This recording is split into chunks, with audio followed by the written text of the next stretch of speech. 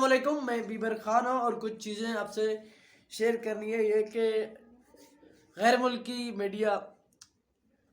New York parliaments میں ایک article شائع ہوئے جس میں کہا گیا ہے کہ پاکستان کے جو 8 فروری کے الیکشن ہے اس کو متنازع الیکشن قرار دیا ہے، اور اس میں کہا کہ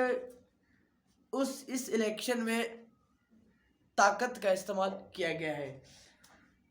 اب اس کی میں ذرا وضاحت دیتا چلوں۔ اس کا مطلب یہ ہے کہ یہ آرٹیکل جو شائع ہوئے یہ عمران خان کے فیور میں ہے،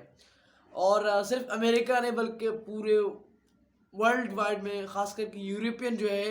وہ یہی کہتا آ رہا ہے کہ بھئی سب کو 11 فیلڈ ملنی چاہیے۔ اس کے علاوہ اگر دیگر خبریں ہیں کہ جو پاکستان کے مشہور سیاستدان ہیں وہ اس الیکشن کی وجہ سے، دھاندلی کی وجہ سے اور طاقت کے استعمال کی وجہ سے انہوں نے استعفیٰ دیا ہے، جس میں سب سے پہلے ہے سراج الحق صاحب، جہانگیر ترین اور پرویز خٹک صاحب۔ اگر سراج الحق کی صاحب کی بات کریں تو اس نے گزشتہ روز ایک بیان دیا تھا۔ اس نے کہا کہ ہم عوام نے ایک تو ہمیں مینڈیٹ نہیں دیا ہے، اور دوسرا جس کا حق بنتا ہے الیکشن جیتنے کا، جس نے الیکشن جیتا ہے، جس نے اتنی محنت کی ہے، اس کو آپ لوگ نہیں جتوا رہے ہو، اور جو ہارا ہے آپ ہارے بندے کو آگے لے کے آ رہے ہو، تو اس چیز پر ہم لوگ تسلیم نہیں کرتے۔ اور جماعت اسلام کے ایک اہم رکن سینئر رہنما کراچی میں حافظ نعیم الرحمن، جس نے سندھ اسمبلی میں 2 نشستیں جیتی تھی، پھر اس نے وہ نشستیں چھوڑنے کا اعلان کیا۔ اس نے باقاعدہ کہا کہ یہ نشستیں میں ہار چکا ہوں، اور یہ نشستیں اصل پی ٹی آئی کے ہیں، لیکن الیکشن کمیشن نے ہمیں زبردستی یہ نشستیں دیے اور ہمیں ان نشستوں کی اب کوئی ضرورت نہیں ہے۔ اور اس کے علاوہ پورے پاکستان میں، ملک بھر میں احتجاج ہو رہے، دھرنے ہو رہے، اور دوسری طرف پی ڈی ایم 2 گورنمنٹ کی بننے کا پلان کی جا رہی ہے، جس میں کل آصف زرداری اور نواز شریف صاحب نے ملاقاتیں کی ہے، اور ان ملاقات میں کچھ ایسی چیزیں انہوں نے ڈسکس کی ہے، اور اب 2 باتیں ان میں آیا ہوگی۔ ایک تو کہ وزیر اعظم نواز شریف ہوگا یا صدر آصف زرداری ہوگا، کیونکہ آصف زرداری کہہ رہے کہ مجھے صدر بنانا ہو، چاہے بلاول کو وزیر اعظم بناؤ یا نہ بناؤ۔ اور اس کے علاوہ جو پاکستان مسلم لیگ نون ہے، انہوں نے اپنا ایک فارمولہ جو ہے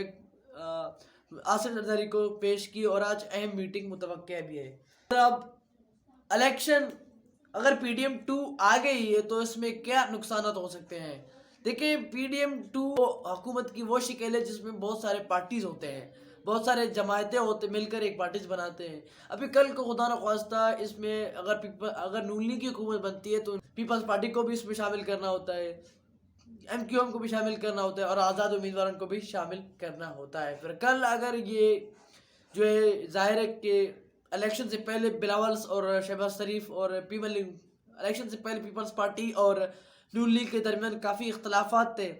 تو چانسز ہیں کہ یہ 2.5 سال یا 2 سال کے قریب یہ حکومت جو ہے آگے نہیں چل سکتی۔ اور ان کے علاوہ جو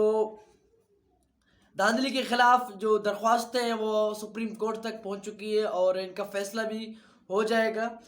تو اگر فیصلہ کرتے ہیں آپ عدالت انصاف کے بیس پر، اور انصاف پر مبنی جو فیصلے ہوتے ہیں،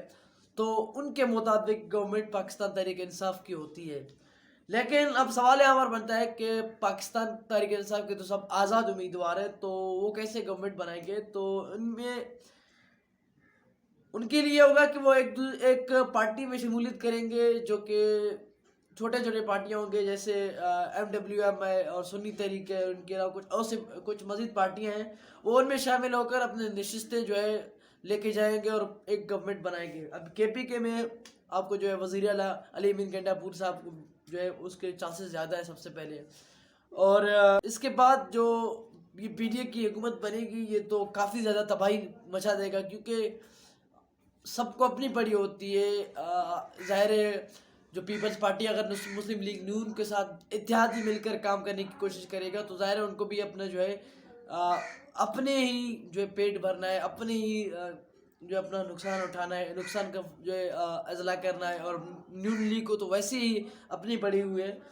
اور ان کو شکست کے بعد بھی الیکشن کمیشن زبردستی ان کو آگے لے کے آ رہا ہے۔ تو آج کا پروگرام اتنا تھا، آپ اپنا خیال رکھیے اور اپنے چینل کا بھی